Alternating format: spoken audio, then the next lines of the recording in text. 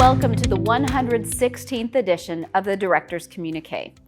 This time, we're going to do this a bit differently. First, because we have a big change at the helm. But even more importantly, we need to talk about what we've learned in the past month. Archbishop Don Bolin told us, when speaking at the site of the Regina Industrial Indian School Cemetery, there is no more important issue facing us in Canada. We must acknowledge the truth and seek reconciliation with Indigenous people in our community. The horrifying, though not surprising, news which came from Kamloops was met with a strong reaction. We cried, we prayed, we honored the 215 souls who did not make it home to be with their families. We know these won't be the only remains we find.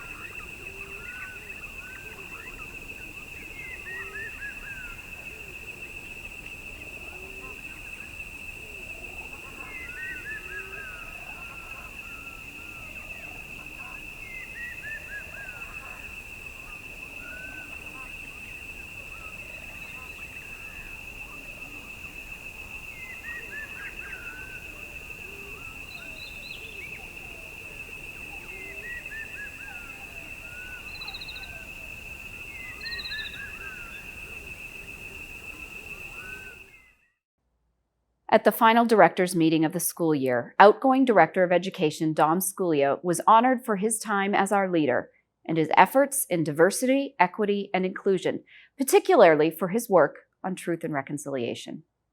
Superintendent Joanna Landry, Knowledge Keeper Susan Bowden, and Katea May presented him with a Pendleton blanket.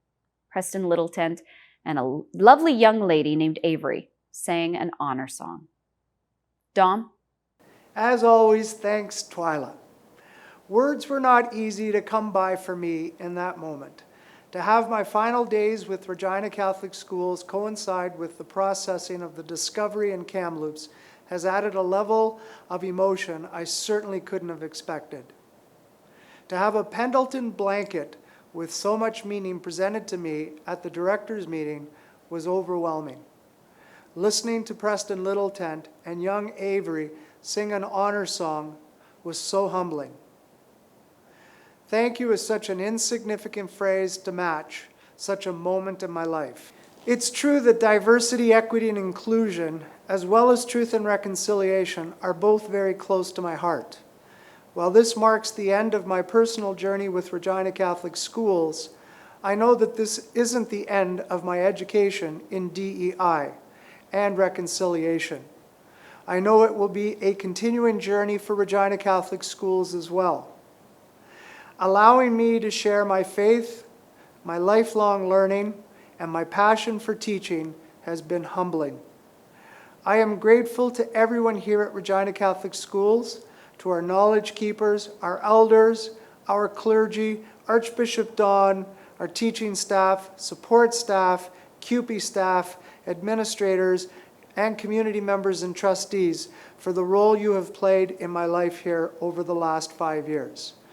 I want to share with you a favorite scripture of mine from 1 Corinthians chapter 13, verses 4 to 7. Love is patient, love is kind. It does not envy, it does not boast. It is not proud.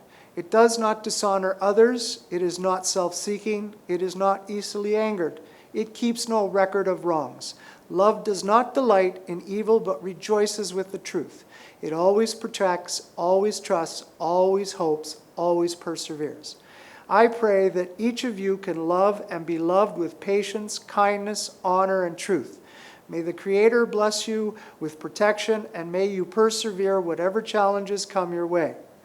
Author Paul Coelho said, "If you're brave enough to say goodbye, life will reward you with a new hello."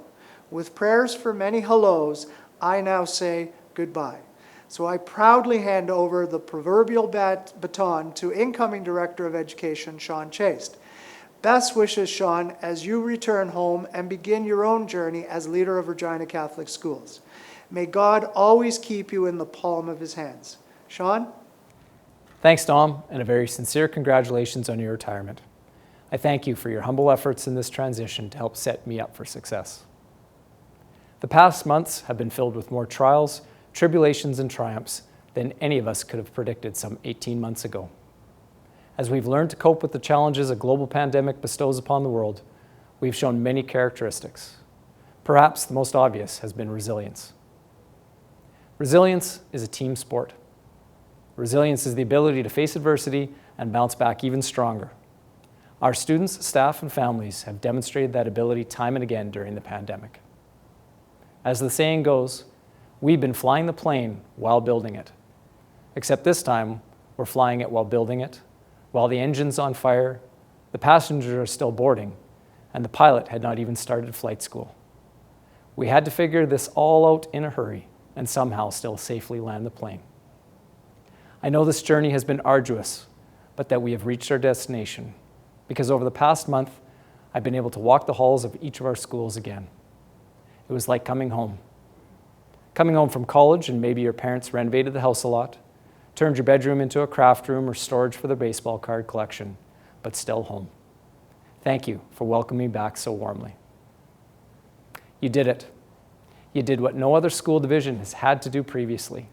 You survived and thrived through a school year unlike anything any of us had expected. The plane has safely landed. Because you're a strong team, you're resilient, and resiliency is our team sport. As a team, we'll continue along the same path. We will acknowledge the truth and journey toward truth and reconciliation with the Indigenous in our community. We'll keep educating ourselves on how to ensure we are providing a safe and welcoming environment for all. We will continue to provide a faith-based, student-centered, results-oriented, quality Catholic education unmatched by any other division in the province.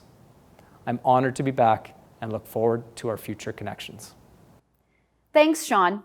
Sean spent time over the past weeks attending each school's CSCC meeting. Certainly the virtual aspect of the CSCC meetings helped, but he also took some time to stop by each of our 32 schools in person.